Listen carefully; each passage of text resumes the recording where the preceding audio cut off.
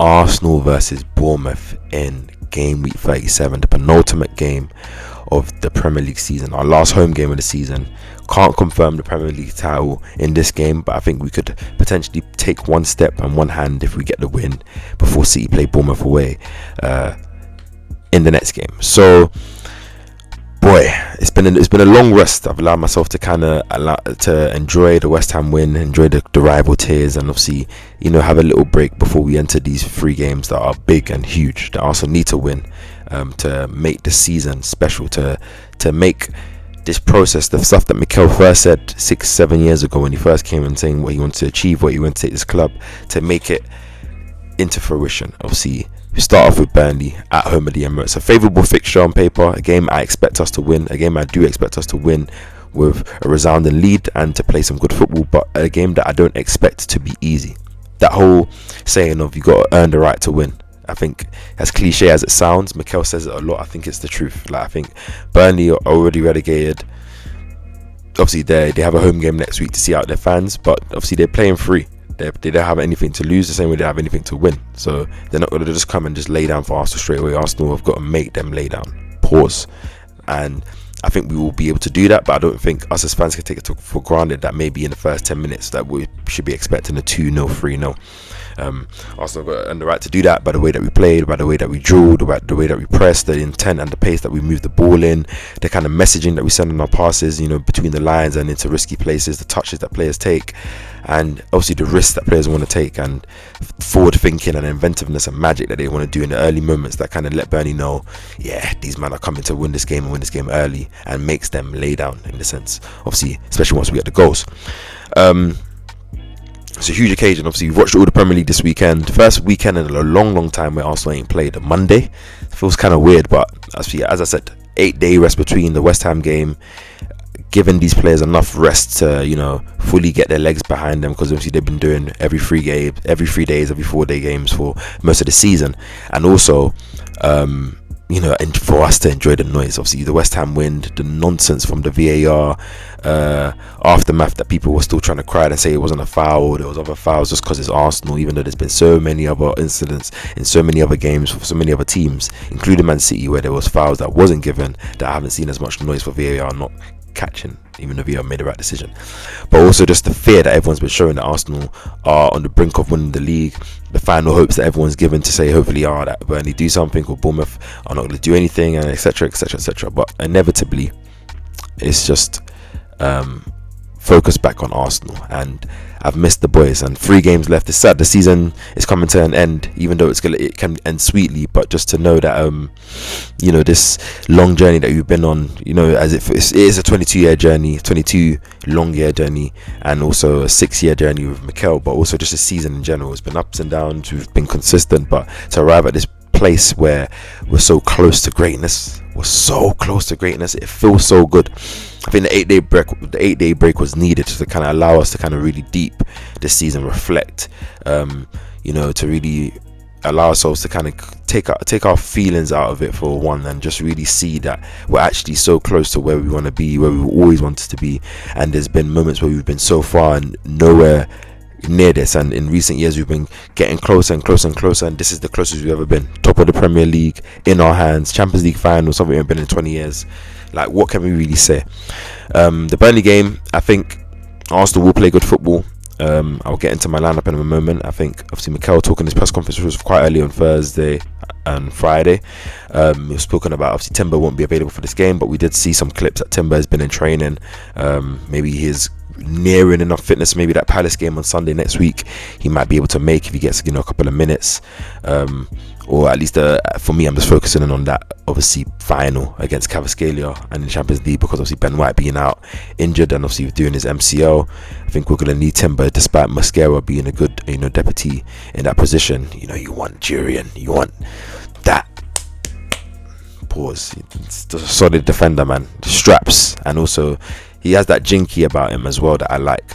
But moving on from him, obviously Calafiori that came off at half time. He's been fit. He's back into the team. I don't think there's any other injury worries. I've seen some positive news on Mikel Merino. Obviously, you saw him back on the pitch. Don't think he'll be in this game, but potentially he could be back for that last game as well. So things are positive. But yeah, I haven't really gone into the Burnley news. I don't really care who they play or who they don't play. I don't really care who. I don't even know the manager is. I don't think it's called Scott Park anymore.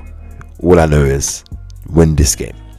This is going to be the lineup I'll go with in the Burnley game. I'll go with David Ryan goal, of course. Obviously, right back I'm going to go with Christian Mascara. Obviously, Mikel said Timber's not there, Ben White's not there, and I want to kind of change as least amount of things as possible. So Mascara goes right back, Saliba, Gabriel, and Calafiori left back. Midfield three will be Rice, Rice, Lewis Skelly, and Eze. Sorry for Zubimendi for the pump fake, but Lewis Skelly, I need him in there. I think we know what Rice is doing in that number 6, and obviously Eze at the Emirates last home game of the season against this type of opposition.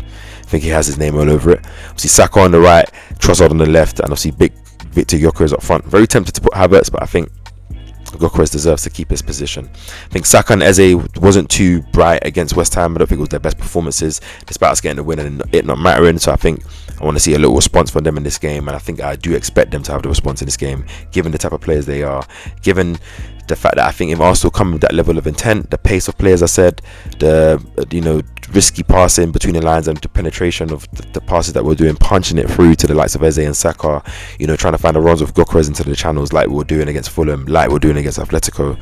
Trossard showing some magic. Obviously, he got the goal and the winner in that element. Him and Calafiori have a good synergy on that left hand side, I think. And playing central, Lewis Skelly breaking lines, carrying the ball, I think we can see and potentially put that pressure on Burnley, and maybe some players can get some goals, and this can be a very, very good seeing out game at the Emirates. Do you know what I mean? I think Burnley will be robust. They'll come and play a block, probably more of a mid to low block. Obviously, I think Arsenal will try and draw them out, playing out the back, try and get them to press and create space to try and play through the lines. But I think that for most of the time, Burnley will sit in that block and try and make it hard for Arsenal to kind of break them down. They probably want to try and get things on the counter. So Arsenal's got to be, wary of that, which I think Rice being the 6 and Gabriel Saliba being there, Mascara's pace even defensively allows that. And then also, going forward, just trying to take those risks, especially shots outside the box as well. Your Eze's, your Saka's, your Trossard's, Declan Rice, if he gets into those positions, that will be very helpful. And Calafiori will let it off as well. It'll be interesting to see how the right hand side works. Obviously, I don't think we've seen so much a huge sample size of Mascara and Saka on that right hand side, so to know how that's going to look like, I'm not sure. But I think Mascara is competent on the ball, and defensively he's good. And I think obviously maybe he allows Saka to really go 1v1. I don't know if he'll get double team, but maybe Eze comes more to that right hand side, or maybe Rice provides maybe an outlet, as an overlap or underlap as Mascara maybe sits back. But I think Mascara will be able to do stuff. I think he'll try and play risky passes. I think his style is to try and play risky passes. Of course, he isn't of the level or quality that Ben White is, or maybe a Timber, but I think in his own right, he has his own risk to how he wants to play. He always wants to play forward. I think he will try and give Saka the ball as much as possible early, which will probably help Saka get high touches and try and be useful in the game. So overall, all in all, I think it should be a positive game. I think the atmosphere was good. I think especially with the fans greeting the players with the coach and doing that and doing the hype again and intimidating the Burnley, I think it will just give that good feeling and that same unity last game of the season. And I think it will just be that extra boost that the players need, because I think we're becoming that club. The Emirates are becoming a fortress and becoming scary, and we get over the line in the way that we're doing it in the last couple of games that we've done at home, and hopefully bring those trophies back to the Emirates for that parade to really celebrate and show it. I think next season, the way the fans will approach each game, the way we will sing and be and play our role in each game will be crazy, man. So we're so close, man. Do you know what it is to be like this? I've never felt this way as an Arsenal fan. Obviously, people generations before me, I've seen this club win, probably felt these moments where we're 1 game away or 2 games away from confirming a major trophy. Obviously, I've seen us win FA Cups multiple times, but not these majors. So it feels different, but it just feels like it's necessary, man. And I just wanna be free. This is what we need, because this summer is going to be lit. As an Arsenal fan, you don't understand. So Burnley game, then we get to watch Man City Bournemouth. the following day, see what Bournemouth got for us. Obviously unbeaten in 14, have a chance to confirm 6th place, even over a draw, or a win. And I think 6th place, should Villa win the Europa League, should confirm Champions League football for them, which would be crazy. I think definitely first time in their history. So, and I know Man City have a lot to do. They just won the FA Cup as well, so they'll be feeling confident off the back of that, and they would still want to have their chance in this. They might as well end up Bournemouth's unbeaten run, but I think it's probably the perfect game to have, especially if Arsenal win their game. That is a more favourable game for Arsenal to potentially confirm that title, and then that Palace game becomes a dead rubber game in which we can rest and rotate and enjoy and start the party and look forward to that Champions League game. So comment down below your score predictions. Oh, I didn't do mine. My score prediction is going to be 3-0 to the Arsenal, but I won't be surprised if it's 4 or 5. But I'm going to go 3-0, because every time I go 4 or 5, we end up either winning 1-0 or winning 3-0. So comment down below your score predictions, comment down below your change to the lineup.